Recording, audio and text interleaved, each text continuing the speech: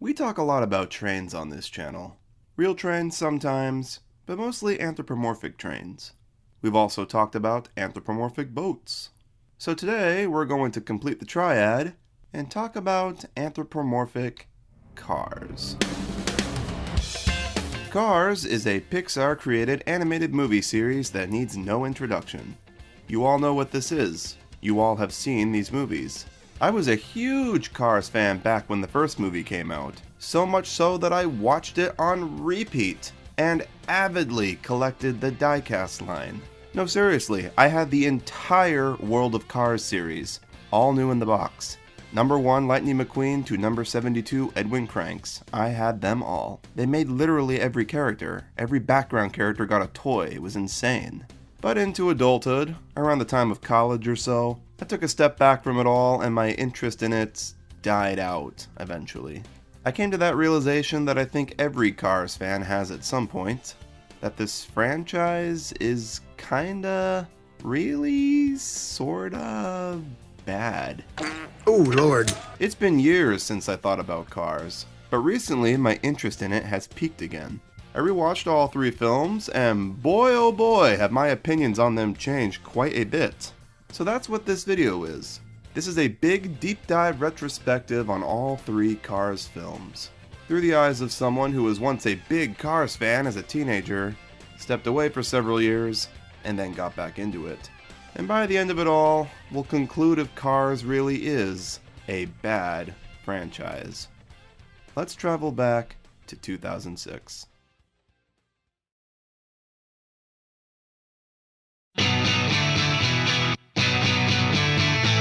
I was so pumped for Cars when I was a kid. So, fun fact about me, one of my big aspirations as a kid was that I wanted to work for Pixar. I was fortunate as a kid to grow up alongside the company's classic films as they released, and I was obsessed with them. I had 2 main obsessions as a child, Thomas the Tank Engine and Pixar. So imagine my elation when I saw The Incredibles in the theater in 2004, and that teaser trailer for a movie about anthropomorphic vehicles from the company I love the most showed up on the screen. I was ecstatic. The plot of Cars is pretty simple. A hotshot full of himself celebrity rookie race car named Lightning McQueen, voiced by Owen Wilson, I love being me. gets lost en route to the biggest race of his life, and winds up in a small town in the middle of nowhere called Radiator Springs, where he's forced to perform manual labor there after accidentally wrecking their main road. McQueen tries everything he can do to resist them at first, but he ends up falling in love with the town and its simple folk, including a simple-minded tow truck named Mater, voiced by Larry the Cable Guy, Morning, Sleeping Beauty! and a retired racing legend named Doc Hudson, voiced by the late Paul Newman. Oh, is that right? Over the course of the film, McQueen realizes the error of his ways and begins to understand what is truly important in life. It's the people around you. There really are more things to life than the fast lane and winning. He does make it to the big race in time, but now a changed car, and when the opportunity for victory presents itself, he gives it up to help a fellow racer in need. You just gave up the piston cup. You know that? This grumpy old race car I know once told me something. It's just an empty cup. When Cars came out, it really was all I thought about for a good long time.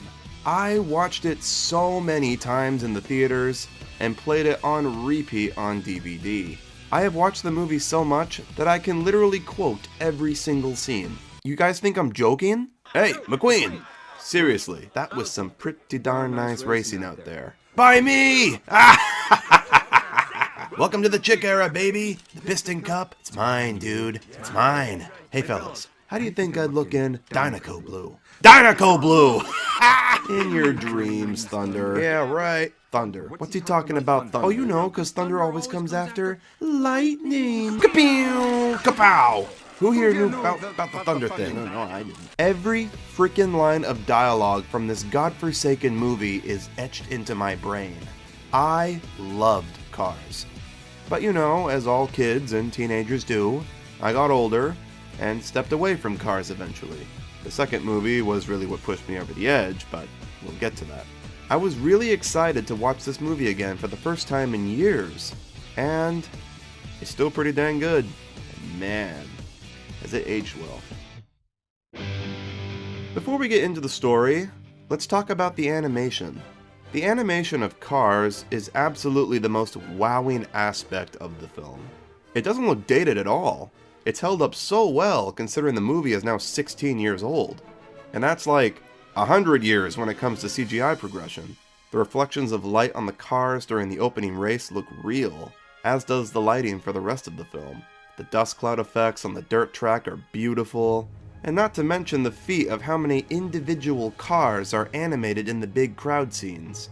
There's over 100,000 cars moving in this shot. This was a real feat for Pixar.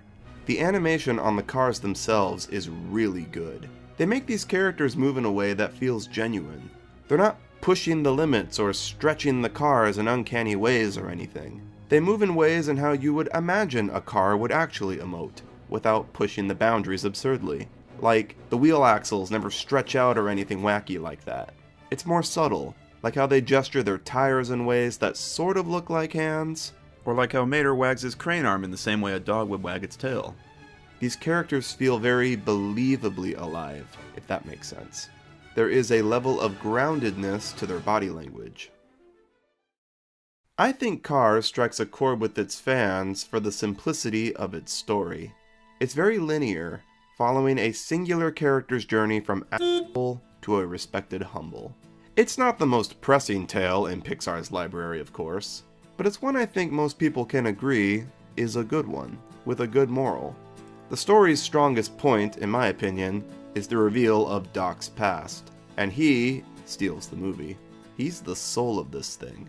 They quit on me. When I finally got put together, I went back expecting a big welcome. You know what they said? Your history. Moved right on to the next bookie standing in line. There was a lot left in me. I never got a chance to show 'em. The late Paul Newman voiced Doc only 2 years before his death. This was one of his final film roles ever. Newman was a veteran racer himself, and he really wanted to give a memorable, emotional performance for this character. Doc is one of those cases where the voice actor is the character. You got a lot of stuff, kid. And of course, Doc has a nice character arc, realizing that McQueen has indeed changed, and takes it upon himself to coach him in the big race. McQueen, of course, has a very solid character arc, as he should, being the main character and all. His growth is on full display. You totally see all of McQueen's growth. You see him change. You see those moments where he realizes he's in the wrong or has a change of heart. Hey, thank you. What did you just say? Thanks for letting me stay here. It's nice to be out of the impound, and it's great. Writing a character shift this large and showing it gradually and believably is a feat in writing, and I'm sure a lot of my writer-watchers can back me up on that. There are a few moments in this movie that hit me in the feels. The first one that really hit me hard was Doc taking a lap on the dirt track. This is my favorite scene in the film for sure. We're seeing the real Doc for the first time on full display here. Not a single word is said, and the visuals and music alone emphasize how much this character loves what he does. It's beautiful. And I won't lie, I can't believe this of me, but when McQueen gives up the race at the end to help the king finish, I started getting sentimental. I don't know why. I've seen this movie a million times. I know exactly how it ends. Why am I getting all emotional here? I guess that's just the magic of Pixar movies. The well-made ones, anyway. They manage to tug on your heartstrings in a way you don't expect, even if you've seen the darn thing a million times.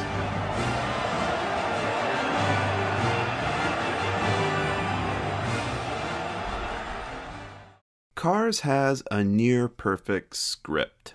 And I don't mean it's like the best story ever written. What I mean is it's written very tightly.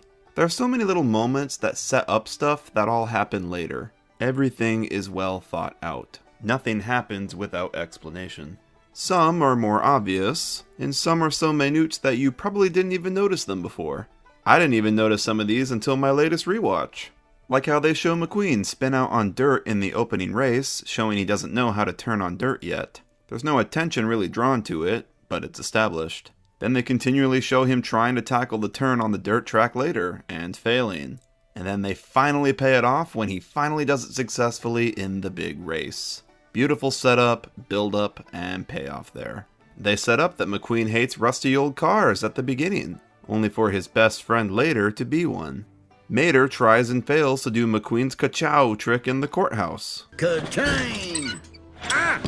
Which of course is played off as a 2-second gag, but it comes back way later when he does it correctly. Ka-chow! They set up McQueen doesn't have headlights because he's a race car, again played off as a gag at first. Race cars don't need headlights because the track is always lit. Yeah, well, so's my brother, but he still needs headlights. But even that comes back and bites him in the butt later when he gets lost on the freeway and can't make out Mac in the dark. Guido's only desire throughout the whole movie is to perform a pit stop. They make you think the payoff to that is him changing out McQueen's tires later on at the tire shop, but it's a subversion. He performs an actual pit stop in the final race, in what is probably one of the most memorable scenes of the movie.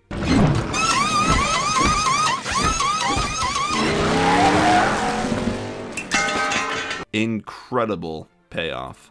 All of these little setups and payoffs make watching this film a very satisfying experience. Such great attention to detail throughout this whole thing.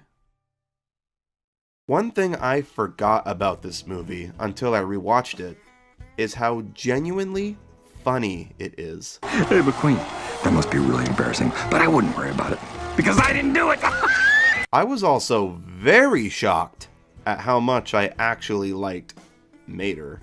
Going into this, I remembered how annoying Mater was in Cars 2, so I was expecting myself to be cringing at his scenes here, but I never did. Mater is actually funny in Cars. Sometimes he just has a line or a reaction to something, and it just totally caught me off guard. You know, I once knew this girl, Doreen. Good-looking girl. Looked just like a Jaguar, only she was a truck. You know, I used to crash into her just so I could spoke to her. What are you talking about? I don't know. Mater works so well in this movie because he's not the focus. He's just the comic relief, and they know just how much to use him and work him just enough into the story to make us care about him. I knew it. I knowed I made a good choice. In what? My best friend. Remember this. Cars is the black sheep of Pixar's classic films. It gets a bad rap, which I sort of do and sort of don't get. I could see why someone might turn a blind eye to Cars, with all the money and toys it rakes in and the whole capitalistic nature of that side of it. But I can't understand how someone could watch this first movie and then walk away from it thinking it's completely soulless. Well, clearly it was made for toys, so that invalidates any goodwill that the movie has. I hate to break it to most of you, but most big movies exist these days to sell merchandise. Marvel films, Star Wars films, DC films, all those new Harry Potter films that no one likes. They all exist to sell action figures and Lego sets. You know that's true. Disney would not still be making new Star Wars shows every year if they didn't rake in $4 billion in merchandise from it annually. Here's my stance on this topic. I personally don't care if a movie is made to push toys. If the movie is good and original and has a lot of heart and passion put into it, then it's a good movie, regardless of why it exists. And Cars has all of that. Only people who are passionate about cars could have made this thing. The argument of, why are they cars, comes up a lot in discussion, as in, what underlying thematic purpose is there to these characters being cars? Many ask, well, couldn't they have just done this same story about a human? This particular story didn't have to be told by talking cars. The way I look at it, this is a movie that could have been done about a human. Say a race car driver. Like, the same story, but with humans instead. Sure, that would work.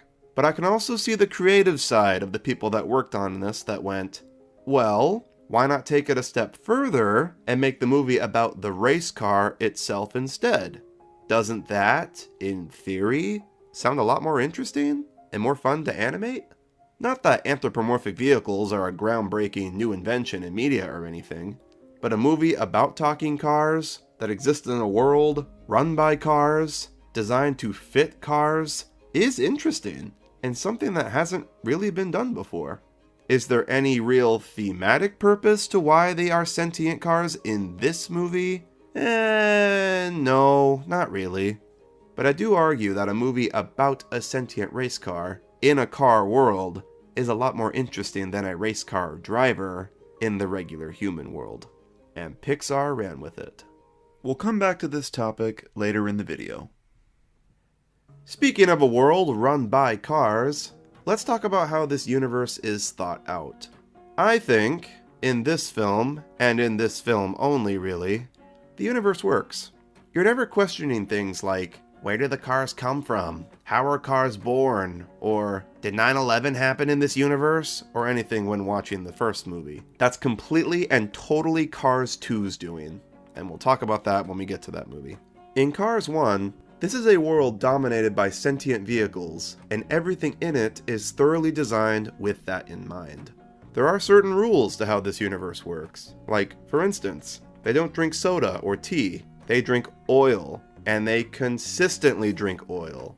Because a car needing new oil every few thousand miles is the equivalent of a human needing to drink water daily. There's a logical parallel there. Or like how the oil cans have these giant straw things on them because a car doesn't have hands to pick up the can.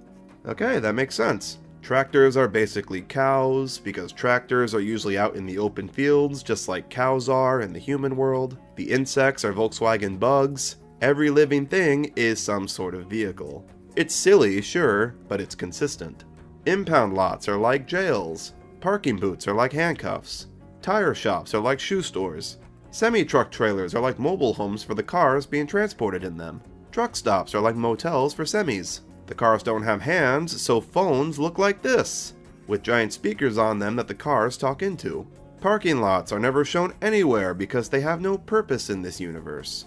For the most part, this movie's settings and the rules were well thought out.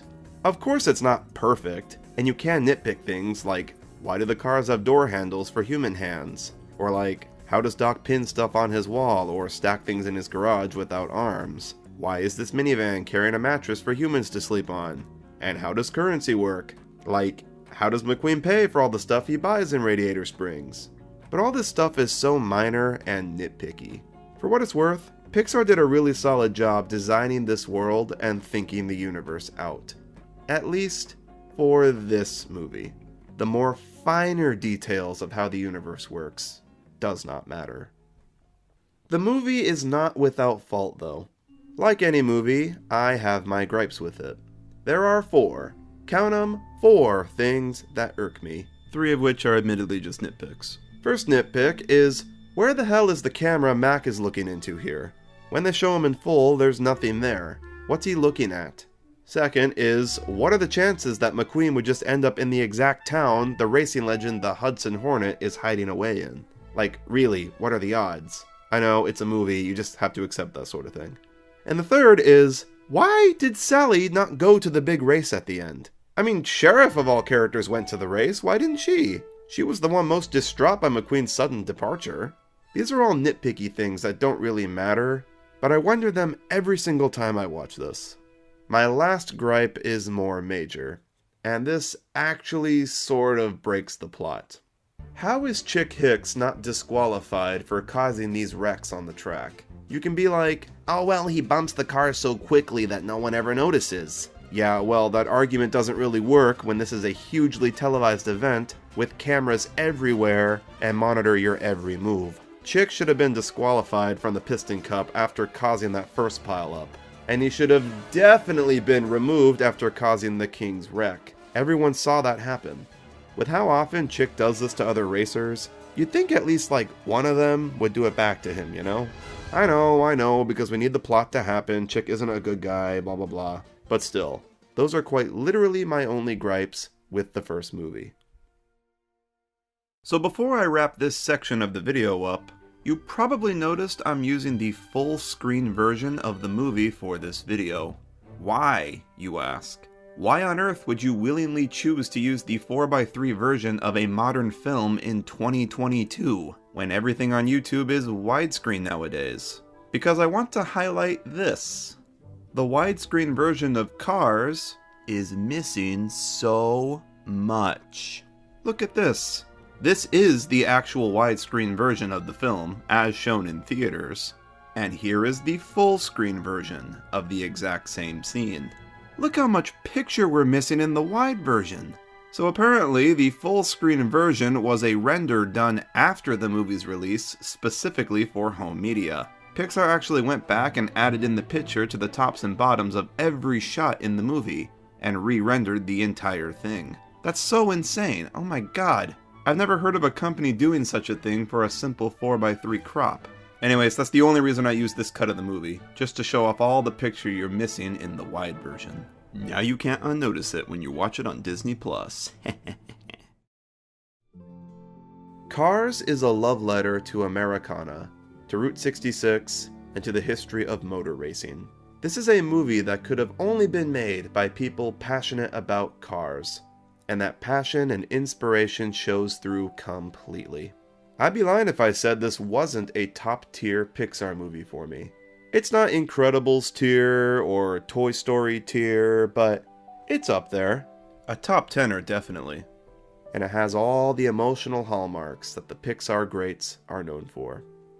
It's a damn fun, simple, cozy movie with a timeless message. A Pixar classic. This movie was a big success financially, and it soared in toy sales. And what does a big movie studio do when their first movie performs well? They make a sequel. And, well, they sure made a sequel, all right.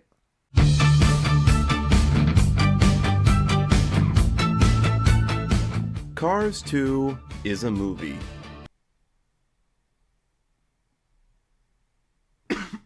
Okay, here's my history with Cars 2.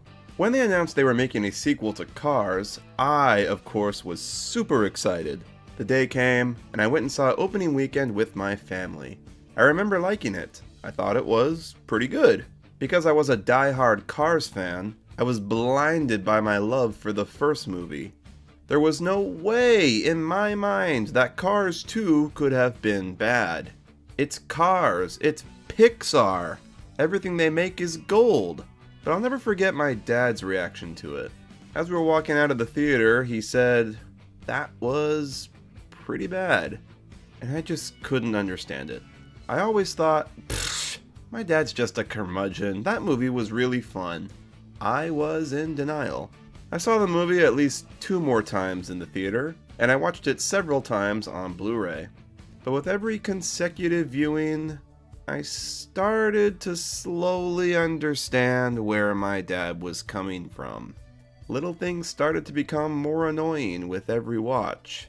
Mater started to become a little more irritating, and I started to become frustrated with it. And I always felt like I was more so defending the movie when I said I liked it to people, more so than just saying it was good. It's been many years since I last watched the movie, but after this latest rewatch, I can firmly say Cars 2 is a bad movie.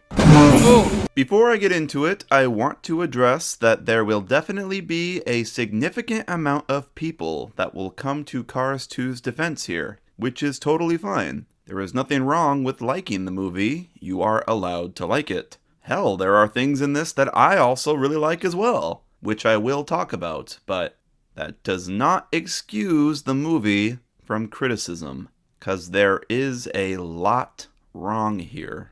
This is bad for a Cars movie. It's horrendous for a Pixar movie.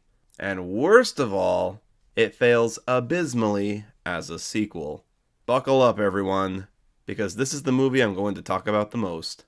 The rabbit hole of this one is bottomless. Let's start with the plot.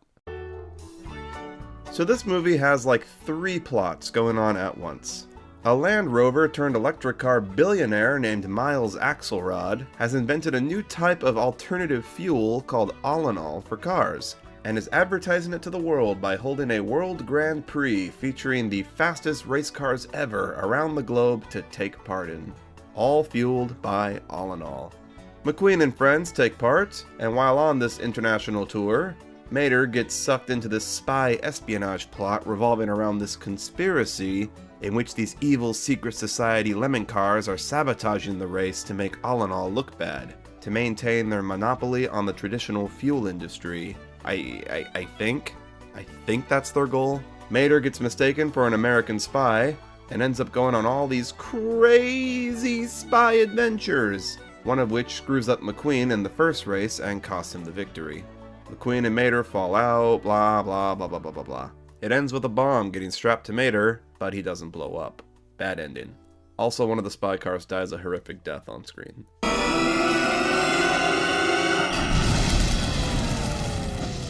Rated G for a general audience. Okay, so from that summary alone, I think you can all tell straight away the problem with this movie. It is so freaking complex. Wait, what? Compared to the first movie, which was a simple, linear story about McQueen growing as a character. It was a homage to classic Americana and motor racing and honored real racing legends. Then you get to this movie and it's just none of that. Okay, so let's talk about the major missteps this movie took. The first one is obvious, and is the one everyone universally agrees sucks. The fact it's focused on Mater and not McQueen. Mater is comic relief in the first movie, and he was great at being just that. An easygoing, simple, happy character that sees the good in everyone, who appears every few scenes with a funny line. He never really took centerfold, and the only time he did, McQueen was with him. Rule number 1 of movie writing is to never make the comic relief a central character, because it never ever works. That's not to say it cannot be done. Finding Nemo's sequel, Finding Dory, put its comic relief character in the spotlight, and they managed to pull it off alright. But it worked because they reworked the character to not be always comical. When the audience is given too much of constant attempts at being funny, it gets old fast. Mater being in the spotlight of what is such a far-fetched, ridiculous plot makes this feel like one of those Mater's Tall Tale cartoons. That's basically what this is, an elongated version of those shorts, and I'm sure the popularity of those are what influenced this movie in the first place. Mater sold really well with the kids, so naturally, we'll just make him the main character of the next movie, and it'll be great, right? That's my John Lasseter impression. There's a reason why those shorts work and why the movie doesn't. They're short, as in 3 minutes long. Mater is funny in those because it's in short bursts. They're just funny cartoons to make you laugh and then you move on. You're not forced to think about it as a viewer. Mater is not funny when you make him the star of an almost 2-hour movie where we're supposed to take him seriously.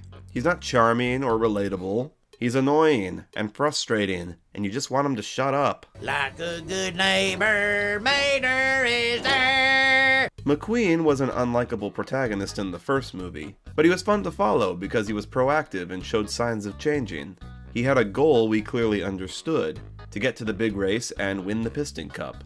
He showed growth over the movie, and we eventually started rooting for him by the end. Mater is also an unlikable protagonist in this movie, but the reason being here is just he's annoying. He isn't very proactive.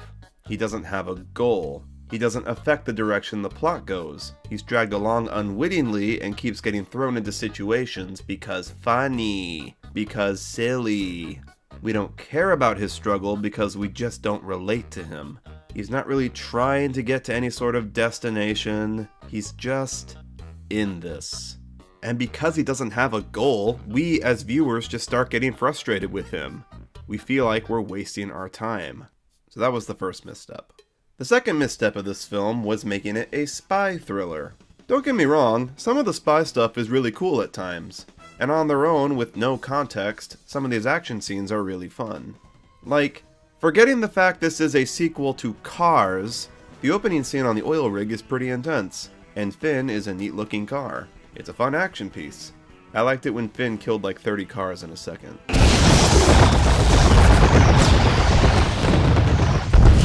Again, rated G. It's okay though, cause they're cars, not people. The problem is none of this relates to the plots or the themes of the first movie in any regard. Why did we go from the personal rewards of motor racing to gritty action spy thriller? What's the connection there? Why this leap? The spy stuff especially doesn't work in this movie because they have to dumb down the spies so Mater could be worked into it. For example, why do these cars need to meet in person to exchange a photo? They have state-of-the-art technology. They can't just, like, text it? Oh, they have to do it in person so there can be a scene where Mater gets involved in the plot. Oh, right. Why does Finn just ignore how stupid Mater is here? You're pretty. Yes, all right, thank you. And so nice. As a super intelligent spy, shouldn't he realize that, oh, he ignores Mater because the plot has to happen so Mater can get involved with more action thriller stuff? Oh, right. Ugh. It's just such a frustrating watching experience. And it takes away all the tension of the action scenes because these spies are so oblivious in other scenes. How can I take you seriously when you ignore the stupid stuff happening here? Every single spy car in this movie is the worst professional spy ever. All of them. Finn, Holly, Rod Redline, Leland Turbo, all of them.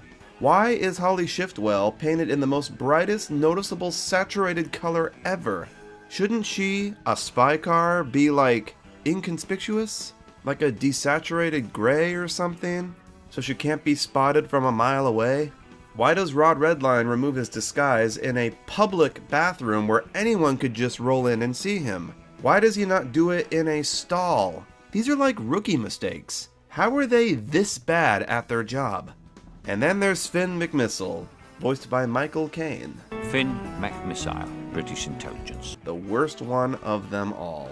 On top of being incredibly oblivious to the fact Mater is not a spy, Finn is always getting caught.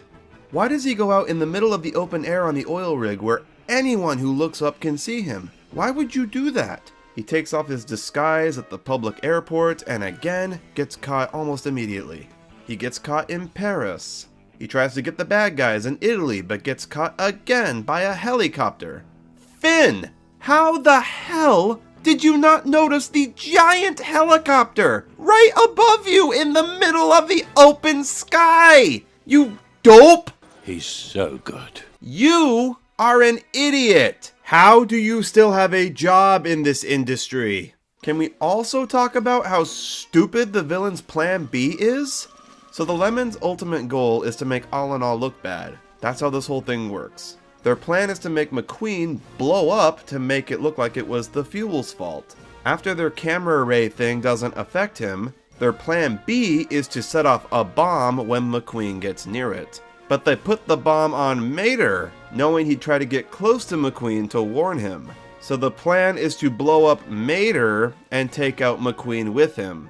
But like, they do realize that the World Grand Prix has cameras everywhere, right? From every corner of every building on the racetrack. And all that camera footage is going to show is Mater blowing up and taking McQueen with him.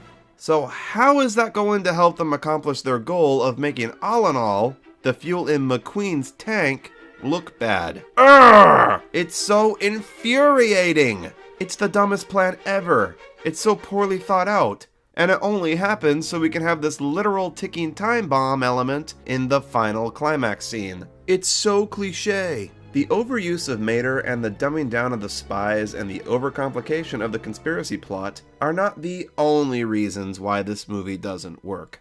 To be honest, I think they could have pieced together a coherent film with all of this stuff if it had just been more focused on Lightning McQueen.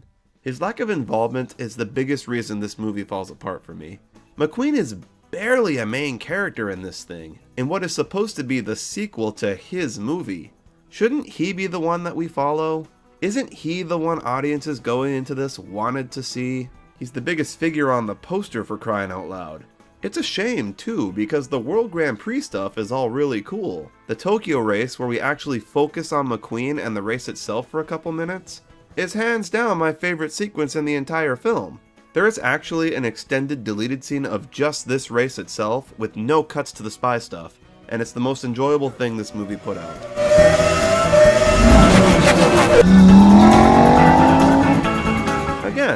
with no context, just on its own, this scene is awesome. It's such a shame that we have to keep cutting away from it to shove focus on this other plot that we don't care about, with all these other characters that we know nothing about. I don't care about Mater. I don't care about these spy cars. I don't care about these dumb lemons. Give me McQueen.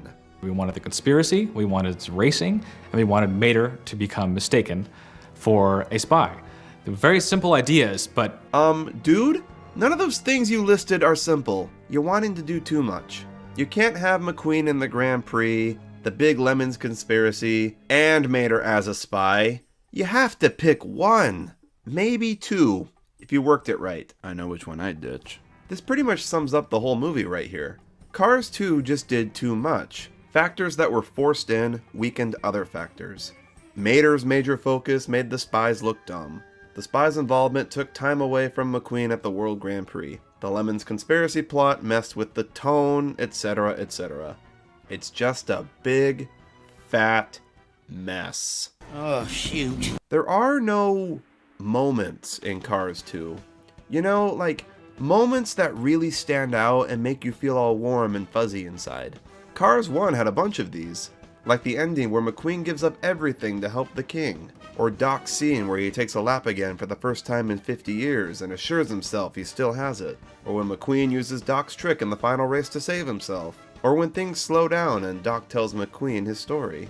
The first movie has moments that make you feel something, that endear you to these characters and get invested in their struggles. The second movie has no moments like this, and I think that's why a lot of critics call the movie soulless. Pixar movies are held in such a high regard because they successfully manage to tell stories that both children and adults can enjoy and relate to. All of their classic films do this perfectly. The Incredibles, for example, is not just a movie about superheroes. It's a story about a man who is going through a midlife crisis. The kids watching relate to the movie at a base level because superheroes doing cool things, and the adults watching can relate to the story about Mr. Incredible aging.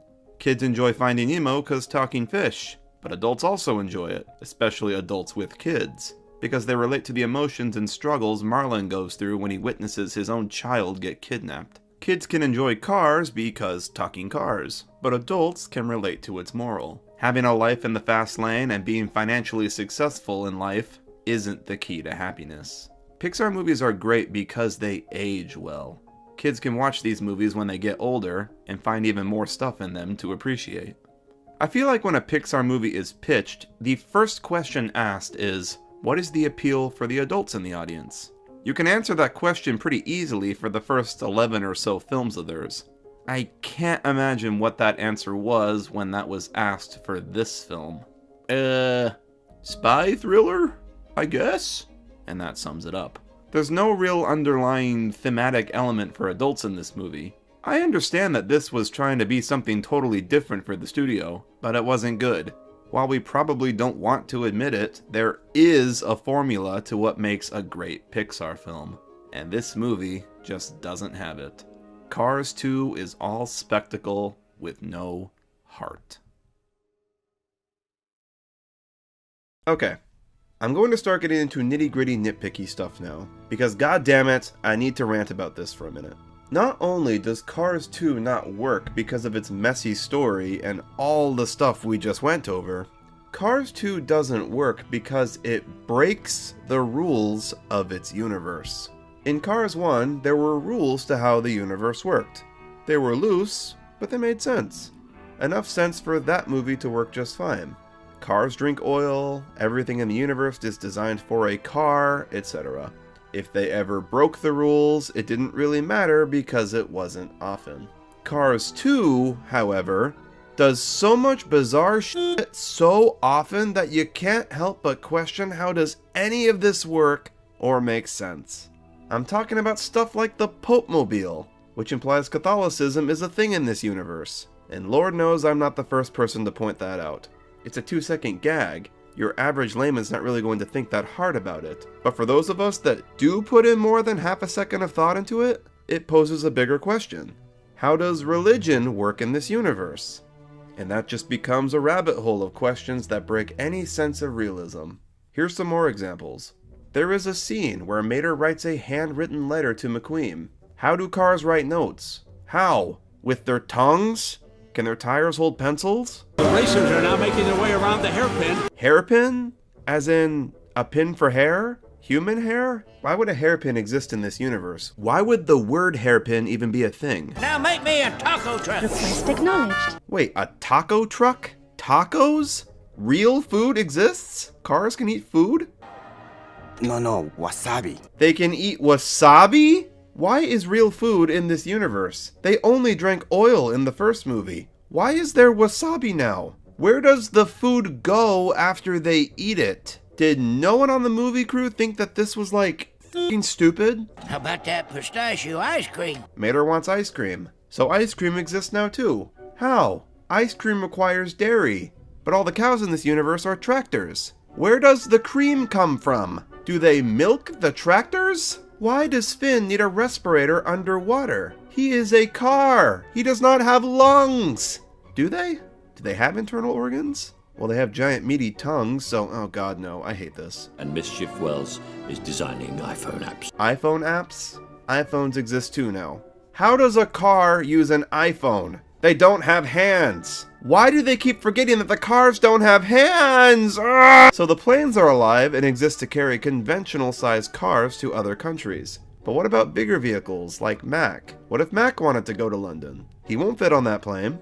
Are there bigger planes made just for trucks? What about trains? They exist in this universe too. They're stuck on their rails. What if a train in America wanted to visit Tokyo? Well, too bad you can't because you're a train. Loser. Cars can have any sort of profession. They can be what they physically are, like a race car or a cop, but they can also be lawyers, judges, spies, chefs, or waitresses. Does that only extend to the cars? Like, could that 747 jet be a lawyer if it wanted to?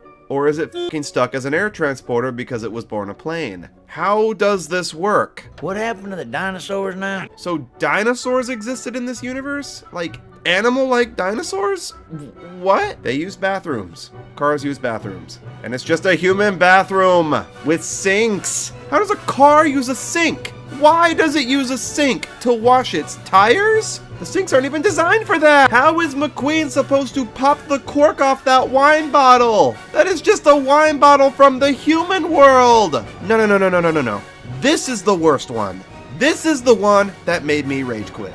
There is a scene where the bad guys get thrust into a pub in London, and they show glasses of beer on a table. Those are glasses made for humans! How do the cars drink the beer out of it? There are no straws. They don't have hands. How do they pick the glass up? Ah! The rules of the universe in this movie don't make any sense, and they directly contradict the first movie. They don't eat real human food in Cars 1. They drink oil cause they're cars, and that's it, etc., etc. Cars 2 is just the human world, with no thought put into the presentation of the universe. London is just regular human London, except the clock tower is called Big Bentley. Inside Big Bentley! Get it? It's a car pun. They put a half second of thought into that. Porto Corsa is just Portofino in Italy, except the rocks look like cars. Wow, that must have taken so much thought. Tokyo is just Tokyo, except it's spelled Tokyo. I hate this movie so much. There is one element of Cars 2, a singular element, that I think is actually kind of clever in terms of how the universe works. And it's so minuscule that it shouldn't even be worth mentioning in this video. But it's the fact the cars use little trailers to carry their luggage at the airport. That's cute, that makes sense because they're cars. But that's it. That's literally it. Great job, Pixar, you did it. Good job, well done. Every problem, every weird detail, every nitpicky thing people bring up regarding the world of Cars stems from this movie. No one was questioning the world of Cars 1. It was this movie that made people start questioning how any of this works. This movie soiled any goodwill that Cars had with the general public. 'Cause now, it's all just nonsense. What is happening? Okay, it's pretty clear by now that I am not the biggest fan of this movie. But see, here's the thing. I really don't like this movie because I see the potential in it. It's an infuriating, frustrating watch because it so closely could be something fun. The good stuff in it is overshadowed by all this stupid bad stuff. It's not a lazy movie, and it's definitely not boring, and it's original at least. There is passion and inspiration to be found here. In fact, there's actually quite a few ideas present here that I really like. So let's go over those. The World Grand Prix. I think most fans agree that the World Grand Prix is the coolest part of Cars 2. I love the concept, and I think it's a perfect setting for the middle chapter of McQueen's story. This is the second movie of an overall 3-part arc, showing McQueen at the peak of his career. And what a way to show McQueen at his peak than have him racing against the world's fastest cars. It's a very different and much grander scope than the first film, but at its core still relates back to what the first movie is about, the thrill and personal rewards of racing. Everything with the World Grand Prix in this movie is awesome. Francesco Bernoulli. Don't worry, Mama! McQueen is very sad. I will beat his cry-baby bottom today! I love this character. He's the only part of the movie that makes me smile or feel anything other than total frustration. I think Francesco is actually my favorites of all of McQueen's main rivals. Chick Hicks and Jackson Storm were both assholes that played unfairly. Chick played dirty physically, and Storm gaslit other racers and played mind games. Both did these tactics to give themselves unfair advantages. Francesco was cocky and flamboyant, sure, but he never played dirty. He posed a challenge to McQueen because he was actually just a really good racer. He never tried to push McQueen off the track or mess with him. He was just really good at racing, and he was cocky as a result of that. He had some humanity too, showing genuine concern for the hurt racers in Italy. It's a shame to me that Francesco never reappeared in the series, because he was the only new character introduced in this movie that I actually, genuinely liked. And I wish he was just flat out the story's main antagonist. That's cute. So you had one of those made up for all the racers? No. The score. Yeah. The score is awesome. It's a Michael Giacchino score, the same guy that did the score for The Incredibles and Mission Impossible. It was suiting they hired him for the job, this being a spy thriller and all. But saying a Giacchino spy movie score is good is the same as saying a John Williams Star Wars score is good. He's a master of the craft, of course it slaps. I've actually been listening to the soundtrack for this pretty often while working on this video. I really like it. Okay, I've complained about this movie for long enough. Now it's time for me to practice what I preach. How the hell would I personally fix Cars 2? Here we go. First of all, I would make Doc more integral to the story. Oh yeah, Doc died off screen before this movie. They just sort of glossed over that. In this version, Doc died fairly recently, and McQueen is still grieving losing his mentor. I'd make the movie completely centered around McQueen and the World Grand Prix, and allow it to be more of a personal story again, like the first film. Take these characters around the world, sure, and the scope and settings and stakes can all be much bigger, but keep the main focus of the story on how McQueen is dealing with something as big as this, without Doc there to guide him. You want the spy stuff in this? Fine, we can have that still, but keep it solely as a B-plot. You can still have that conspiracy with the Lemons to sabotage the Grand Prix, and Finn being the secret agent figuring all of it out. You can have Holly involved too as like a spy in training or something, but basically she would just exist as a character for Finn to have dialogue with. But for the love of God, we are keeping Mater out of it. Without Mater there being a total oaf, we could actually see Finn as a professional piecing all the clues together and being like, actually competent at his job. He's the one that notices the rare parts in the photo that they can track. He's the one infiltrating the meetings, etc. And then the spies don't even meet the main characters until like the third act when the two plots finally converge and McQueen is put in danger. Do not get Mater involved at all. Keep him as a side character, along for the ride with the rest of the Radiator Springs gang, providing nothing but brief spurts of comic relief and moral support to McQueen. You can still have that strain put on their friendship. I think the second movie is a good place to have their friendship be challenged. But have it be because McQueen is frustrated because he lost the first race to Francesco, because of his own doing or something, and he unfairly takes it out on Mater. You don't have to have Mater go on some dumb side quest that ends up hijacking the entire plot of the film.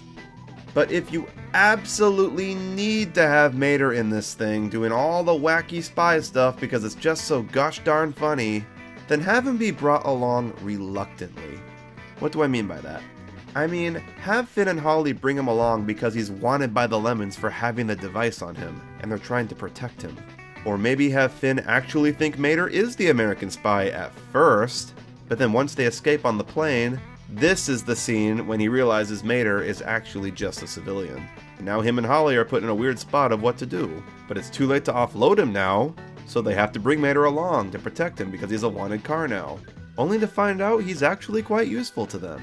He can tow their captives, he knows details about the race that helped them, etc. And Mater, who is feeling bad about himself for screwing up McQueen earlier, finds solace in helping the spies. Just changing this one element alone fixes a lot of problems. Now, I don't think this would have made the movie necessarily good. It'd still have issues, but at least it'd now be a lot less of a frustrating watch. At least then Finn and Holly wouldn't look like totally oblivious fools then. He's so good. I hate you. You are so frustrating. Had this movie been more focused on McQueen's journey and Mater just wasn't such a big part of it, I think Cars 2 could have been something really fun. All the pieces to create this epic globe-trotting story are there.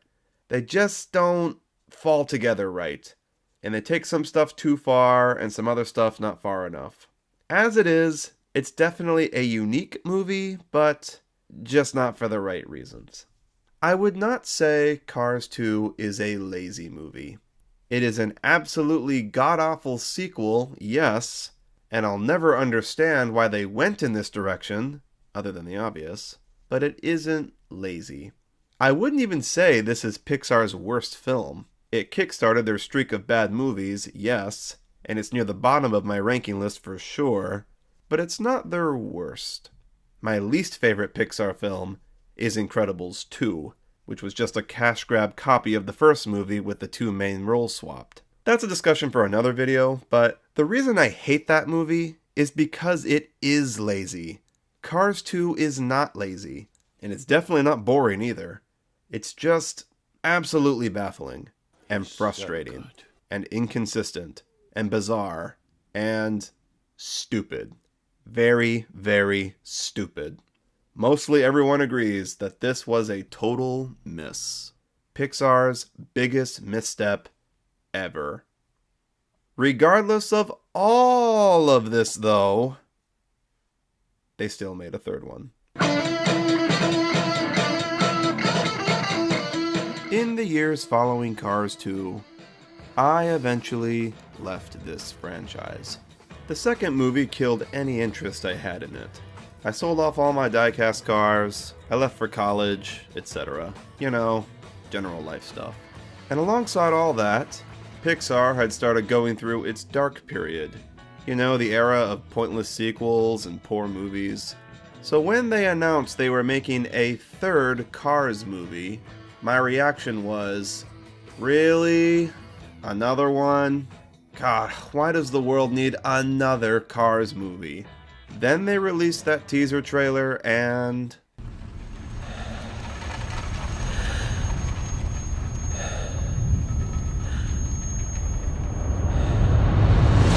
I was like, wow, alright, that looks kinda good. You caught my interest. So the movie came out, I went and saw it with my family, and I thought it was okay. I liked it. It was better than the second one. Then I never thought about Cars again, and I resumed my life. I had only ever seen Cars 3 once before deciding to make this video, and I had kind of forgot what happened in it. So I rewatched it, and I loved it. Cars 3 is a great movie. Cars 3 course corrects the franchise and directly follows the events of the first movie. Some time has passed since Cars 1, Doc has died, and McQueen is enjoying life as a professional racer in what is the peak of his career. Until one day, a next-gen racer called Jackson Storm arrives on the track, and he leads a whole new generation of new race cars that are all faster than McQueen. McQueen's racing days are quickly brought to an end as he starts to be the slowest on the track. He pushes himself too hard one night in an attempt to keep up with Storm, which leads to him having the worst wreck of his life. Fearing what happened to Doc will happen to him, McQueen takes it upon himself to train and keep his racing career alive. He trains with a trainer named Cruz, who we later learned always dreamed of being a racer herself. When the big race day comes, spoiler, McQueen decides to accept that his racing career is over and uses this opportunity to give Cruz the chance she always wanted. Team 95 enters Cruz in the race, and she manages to beat Jackson Storm using one of Doc's old tricks. What an ending. Cars 3 is a very direct sequel to the first movie. We return back to the same tone and themes, back to a slower, more introspective story that follows McQueen's personal journey, learning new things about himself and the past, in a spectacle that is a love letter to the history of racing. This is a movie that fully embraces what made Cars 1 so special in the first place. It's clear the team on this one understood Cars 2 was a mistake, and they wanted to just sorta ignore it ever happened, give the franchise the heartfelt ending its fans wanted. And boy oh boy do they ignore Cars 2. There's not a single mention of it to be found anywhere in this. You really can just go from Cars 1 to Cars 3 and not miss a single thing. The only important plot thing that is brought up in Cars 2 is Doc's death. And it happened off screen, and it's mentioned so quickly and it's glossed over that it doesn't matter. You understand pretty quickly in the opening scene of Cars 3 that Doc is gone now. This one's for you, Doc. I think the only actual continuity there is in this from Cars 2 is that McQueen keeps the headlights he gets in that movie. But like, you could just handwave that and say that he got those in between movies. Jeff Gorvette from Cars 2 also makes a quick cameo in this, but like, I don't think that really means anything. In Cars 2, it was already clear McQueen knew Jeff, so like, I don't think Jeff appearing here is a reference to Cars 2 in any way. It really does seem like they went out of their way to sort of retcon Cars 2. There are things that sort of hint at that, like how it seems to have returned to playing by the rules of the universe set in the first movie. They got Randy Newman back to do the score, and he reuses all of the same themes that were prominent in the first movie. And also just little details like Mater's dent. In the beginning of Cars 2, Mater gets a dent on his bed on the driver's side while hanging out with McQueen. And my favorite souvenir, this new dent. He later says in that movie that he never gets his dents fixed, because they mean something to him. I don't get them dents buffed, pulled, filled, or painted by nobody. They way too valuable. Your dents are valuable. I don't fix these. I want to remember these dents forever. In fact, it's sort of an ongoing motif in that movie. In this movie, that dent Mater got is mysteriously missing. How could it be gone if Mater never gets his dents fixed? Almost like the second movie never happened. This could just be an animator mistake that got overlooked, but considering how detail-oriented Pixar is, like how Woody's stitches from Toy Story 2 are still on him in Toy Story 3 and 4, I like to think that this was a really, really slight wink from the Cars 3 team that Cars 2 was retconned. Speaking of which, I think the biggest obvious reaction to Cars 2 was the shocking lack of Mater present in this. And this is something I actually see people criticize the movie for. I get it. Mater wasn't a main character in Cars 1, but he was in it pretty prominently. Cars 2 made Mater the main, and it didn't work. So it was like they were afraid to use him a lot in this movie, so he only appears in a few scenes. I am glad that they had the restraint to not have Mater join McQueen while he was training. He just wouldn't have added anything to that plot. Mater does have one major scene towards the middle of the film, and it is handled great. After Cars 2, you're kind of left just wondering, why on earth is McQueen even friends with this guy? They have nothing in common. McQueen just tolerates Mater throughout this whole thing. It didn't feel like a real friendship. Mater and McQueen share a really nice scene this time around, where a very vulnerable McQueen shares his fears with his best friend, and Mater sits and listens to him. Shoot, buddy, it'll work out. Just tell me what the problem is, and I'll stay right here with you till we fix it. I totally get why they're friends. Mater's like a dog. He's loyal. Even if he doesn't have any good solutions to the problem, you can tell McQueen keeps him around because Mater will never abandon him. He'll sit there and comfort him in his hardest times of need. A true best friend. A brother. This scene is awesome. One of the best uses of Mater in the whole franchise, if I'm honest. That being said, I do agree with the majority, and wish Mater had been just a bit more involved in this story. I do really like what they did with him in his big scene, but it would have been nice to see him maybe more involved in the finale, like maybe McQueen instructs him to pull Mr. Sterling away intentionally, and he holds him hostage throughout the whole race or something. Could have been a good opportunity for some funny Mater gags. At the same time, I understand why they had to cut him as much as they did. Mater just ultimately wasn't important to this story. They learned big time from Cars 2 not to force him into a story where he doesn't belong. I think the reason Cars 3 resonates so well with me is that it's completely focused on the characters and their journeys and struggles. I really love how this movie takes its time in places and just focuses on character moments. There are so many scenes of just the cars talking where the emotion all comes from the voice performances. Like this scene of Cruz telling McQueen her backstory. This scene is so nothing visually. It's just shot reverse shot, nothing's moving around on the screen to hold your attention. None of the characters are doing like a jig or something. The whole scene is just the voice actress, Cristela Alonso, talking. The other racers looked nothing like me. You know, they were bigger and stronger and so confident. And when they started their engines, that was it. I knew I'd never be a racer. They so easily could have had a dazzling flashback sequence here showing a young Cruz, but they didn't. This whole scene is sold 100% by Alonso's performance, and the lack of exciting visuals makes it all the more sincere and real. Cars 3 is chock full of stuff like this. God, that scene in Smokey's garage when he's telling McQueen about how Doc was the happiest in his life coaching him. That scene, man, that scene really hit hard. McQueen saving the king almost got me in the first movie, but this scene, god damn, I almost shed a tear. Racing wasn't the best part of Hud's life. You were. It's beautiful. Cars 3 blows it out of the water because it is the first movie of this franchise that I really gave a shit about Lightning McQueen. I like McQueen in the first movie, and he has a great character arc, yes. But I feel like he is sort of overshadowed by the more interesting side characters around him in that, particularly Doc.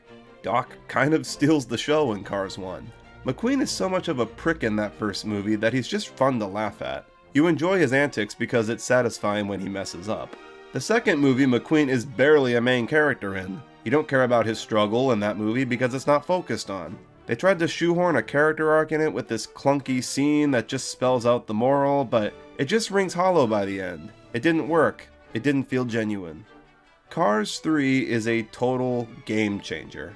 McQueen works so hard for his goal in this. You really understand his motives and how far he is willing to go to keep his dream alive.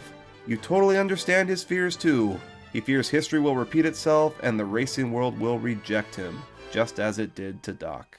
You know, they told him when he was done. He didn't decide. I don't want what happened to Doc to happen to me. Cars 3 is great because it's the only one of these movies that gives some purpose to why these movies focus on cars. The thematic purpose of sentient cars. Lightning McQueen was built as a race car. He was built to do one and only one thing: race. He is the embodiment of racing. But at the same time, he is still a car. He's only as good as the tech at the time he was built was. A car cannot actually train to be faster or lose weight or get stronger because it's not human. It's a physical, solid, non-organic object, a machine. And machines wear out over time. Cars wear out. They get to a point where they just can't be useful anymore. As hard as McQueen trains, he'll never get faster than the newest car tech, unless he seriously modified himself or something, but at that point, he wouldn't be the same car anymore. This poses the question of what happens when someone realizes they have become absolutely and totally obsolete. What sort of emotions does that someone go through? Lesson 1. You're old. Accept it. And that's what this movie is all about. Someone learning to accept their obsolescence and finding a new purpose in life. Personified by a car.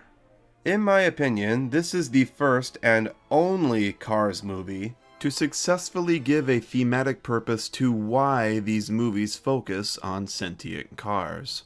It's a clever allegory for getting older, being from a certain time period where you were of use, and witnessing the times changing. I can see a lot of people with kids entering their middle-age years really resonating with this story. And to Cars 2's credit, that movie also attempted to give some thematic purpose to sentient cars with its Lemons characters. These cars that often break down and are looked down on by society. I get it, it's an allegory for discrimination and ableism. Society turned on them, and made them turn to evil, kinda like the Joker. But I feel like that wasn't successful because the movie didn't want us to feel bad for them. These are the characters that are literally killing others. I can't feel sympathetic for them. So the allegory there gets kinda muddled in my opinion. Cars 3 was a hell of a lot more successful. Something I really want to draw some attention to is how this movie concluded. When I watched it, I thought it was a fantastic ending.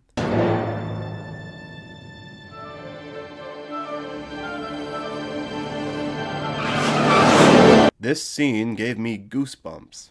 The more I dug, though, I discovered that the Cars fandom doesn't fully agree. There seems to be a bit of a divide on the ending, and that's probably because the studio originally had a totally different one in mind. One of the longest public deleted scenes is the alternate ending, in which McQueen's new sponsor, Mr. Sterling, reveals his true colors when he doesn't race McQueen and instead races Cruz. This one race you gave me today? It's not gonna happen. Wait, what? I'm not letting you race. We had a deal! We did. But then your numbers started coming back from your trip. We noticed how your numbers compared with Cruz. Cruz? McQueen finds a way into the race, however, racing for Team Dynaco and in Doc's colors. Many people say they would have preferred this version, so they could have seen McQueen perform Doc's trick, actually win the race, and beat Storm. Give the character one final victory, you know? I didn't think I'd ever see that again. And you know what? Yeah, that would have been so cool to see. There are things about this ending that I really love. I love how it parallels Doc's story. They quit on me. They quit on me. However, director Brian Fee just wasn't satisfied with it. In this very early version of the scene, Sterling is the one that saw Cruz for what she's capable of, and that's not the way we wanted to ultimately go with the story. That was just a wrong turn on our part. They say they tried every version of the ending they could think of. A version where McQueen trained and won the race. But they didn't like that because it was too predictable. They tried a version where McQueen and Cruz both raced together, which is what this deleted scene shows. But that didn't work because then the audience was split on who to root for. Another version where McQueen never raced and entered Cruz from the start, but that didn't work because it felt like the story had wrapped up before the race even started. They ultimately decided on the final version where McQueen forfeits mid-race and gives Cruz the shot she always dreamed of. Honestly, my take on this is, I think this is the best ending they could have done. It's a cycles thing, you know? McQueen ultimately wanted to be able to make the decision when he was done, not be told it. And in this version, he gets to do just that. He chose to forfeit the race. He chose to enter Cruz. He does get that one final victory. Technically, he wins the race too, since he started it, but that actual final victory was finding satisfaction in coaching a young racer, the same that Doc did for him. It's a beautiful, poetic circle of life. Cruz getting her shot should be an insane moment for her, full of emotion. And the way it happens in the deleted scene is very anticlimactic. The one that recognizes her talent is Sterling, not McQueen. And Lightning, the numbers she was putting up every day when she was racing you, well, I have never seen anything like it. And she got better by the day. How gross is that? She's just given the opportunity willy-nilly, with little focus on what she's actually going through in the moment. Cars 3 gave us an ending that we didn't expect, and did it with style. McQueen sporting Doc's colors of course still makes its appearance in the film, in the final scene before the credits. And I think it actually packs more of a punch this way. It makes this final scene feel a lot more emotional and a lot more final. If there are any major criticisms I have for Cars 3, it's that I don't think it's very funny. There are many moments, especially towards the beginning, where they attempt to be lol random or tell a joke, and they usually fall flat. Well, life's a beach, and then you drive. Oh, McQueen. Thank you. That was weird. Gotta sneeze. That gum, I lost it. Hey, I'll see it flows. I found it. What was that? I don't think Cars 2 is all that funny either. I guess successful humor is something pretty exclusive to the first movie, huh? Better than a Ferrari, huh? No. Cars 3 is a great movie. It's a fantastic Cars movie, but it's also just a really good movie.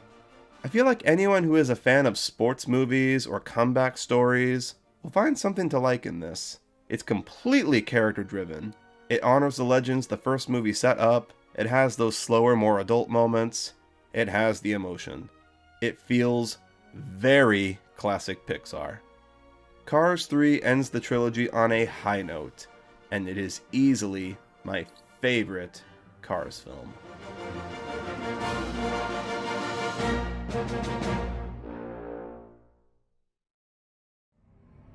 And that was the Cars movies. What a joyride. Get it? Joyride? It's a car pun. I guess the only thing left to do now is answer the question we posed at the beginning. Is Cars a bad franchise? And my answer to that is, well, 2 out of 3 ain't bad, right? No, but seriously. Cars is a deeply flawed franchise of movies. Its universe doesn't really make any sense, and some of its characters can be annoying. Like a good neighbor, Mater is there. And the insane amount of toys it produces may make it seem pretty, cynical in nature. But at its core, Cars comes from a place of passion. All 3 of these movies are not lazy. Flawed, yes, very flawed in case of the second one, but they're not cynical cash grabs with zero effort put into them. These movies, the first and third one anyway, are love letters to the sport of motor racing, to its legends, to its history, and to just cars in general. The second movie may have been a misstep, but even that you can tell is deeply inspired by action-adventure films and famous spy thrillers. There was still a passion there that was genuine. All 3 of these movies, at the very least, are not boring, and could only have been made by people who are truly passionate about cars in the first place. And that's what I love the most about this franchise. It is a franchise with passion. And in the cynical, depressing, negative, heavy, gross, evil world that we live in currently, these lighthearted, silly movies about talking cars are pretty dang fun. Cars is fun. I really like it. I might even go as far to say that I love it. And coming back to this franchise after all these years has been an absolute joyride for me. I'm very curious what this new Cars show, Cars on the Road, coming to Disney Plus later this year, will be like. Going by concept art, it seems like it's going to be more silly in tone, akin to the Mater's Tall Tale shorts. I definitely would prefer something with more heart, like the first and third movies, but I guess we'll just have to wait and see. I, for one, am quite intrigued about where this franchise will journey to next.